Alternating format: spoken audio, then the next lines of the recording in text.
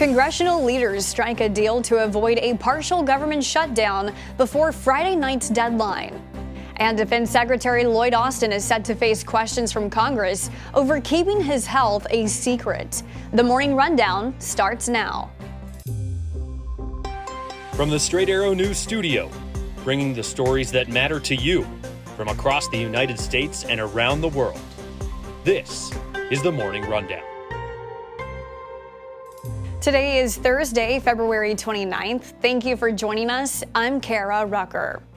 A partial government shutdown that was set to take effect this weekend looks to be averted for now. Leaders in the House and Senate reaching a bipartisan deal on Wednesday, creating two new deadlines to fund government agencies.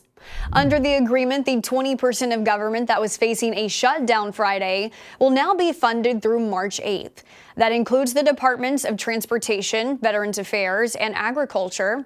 The remaining 80%, which includes the state and defense departments, will have a deadline of March 22nd. In a joint statement, congressional leaders saying, quote, "We are in agreement that Congress must work in a bipartisan manner to fund our government." The House is expected to vote today on the temporary funding bill. The Senate will then vote shortly thereafter. The Supreme Court has agreed to decide on former President Donald Trump's claim of presidential immunity regarding the federal charges of election interference.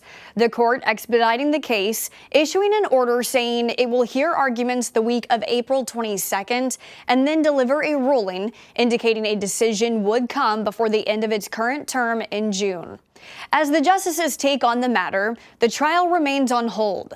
Trump has argued that a president should be immune from prosecution for alleged crimes committed while in office.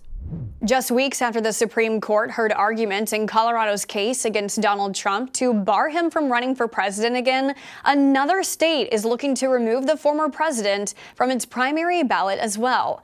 On Wednesday, an Illinois judge ruled Trump is ineligible to run for president in the state based on the 14th Amendment's insurrection clause and Trump's actions surrounding January 6th.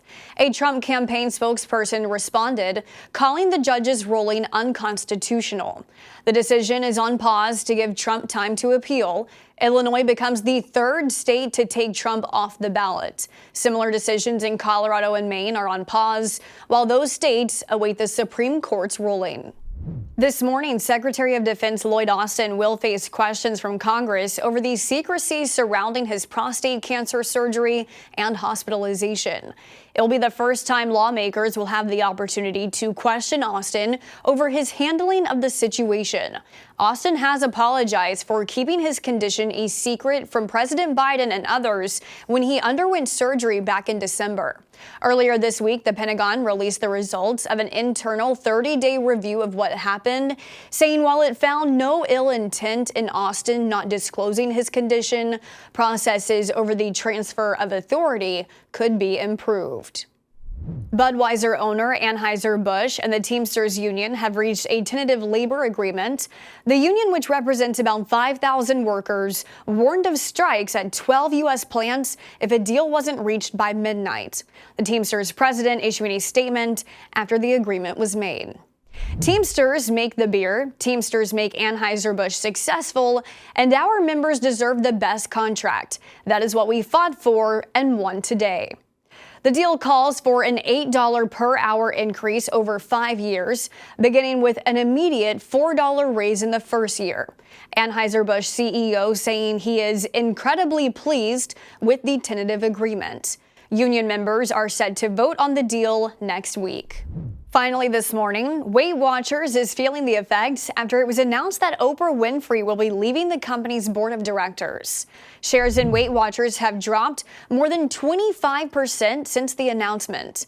Oprah has served on the board since 2015 after investing $43 million in the company. The news comes a few months after Oprah revealed that she has been using weight loss drugs, calling them a maintenance tool. The former talk show host says she plans to donate all of her Weight Watchers stock to the National Museum of African American History and Culture.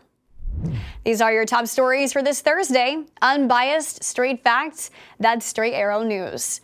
We'll see you back here tomorrow. Until then, I'm Kara Rucker. Have a great day. Live.